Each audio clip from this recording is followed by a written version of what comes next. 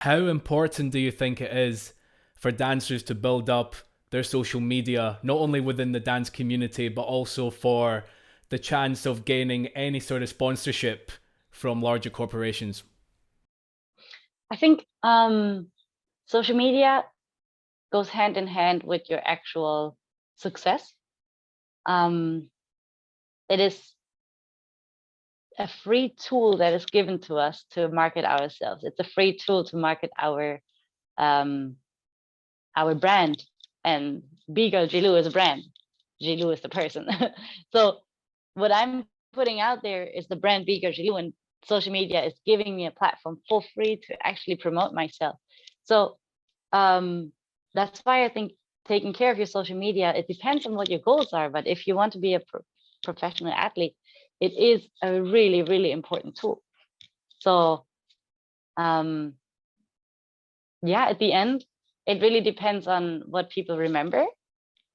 And there's, when it comes to titles, there are so many titles, especially in the breaking world, that there are so many champs and so many high level dancers. But what do we really, really remember from them? And this, what we really remember, our message that we want to bring out into the world, that is where we can use social media to transmit that message. So this is why I think social media is actually giving us a chance to show more than just the athlete itself. And it's everybody's decision what you actually want to share with the world. And if you just want to be the athlete that is performing and collecting medals, then that's cool, and you can share that on social media as well.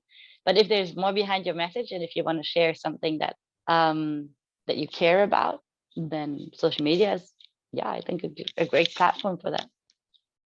And when you think about your messages and your vision for yourself, how do you leverage your own social media to spread the messages that you want to share? Mm, I try to always have a very positive approach to my social media. I try to always, um, I try not to be too wild on it. I try not to be like, okay, I'm taking care, I'm speaking up against this problem and that problem and this problem and this problem and that problem. In general, for me, when it comes to problems of society, I speak up against racism and sexism. Um, those are the things that I want to concentrate on, because I think as an advocate or as somebody who speaks up, if you speak up about everything, then your message kind of gets lost. So I personally like to focus on these two subjects, and if there's something that resonates with it and or is a cross subject in a way, then I think it can still be on my platform. But generally, I try to focus on these two things, because I think if you want to change something in the world, you actually have to like focus on what you want to change and figure out how you want to change it, and then yeah, speak up about it.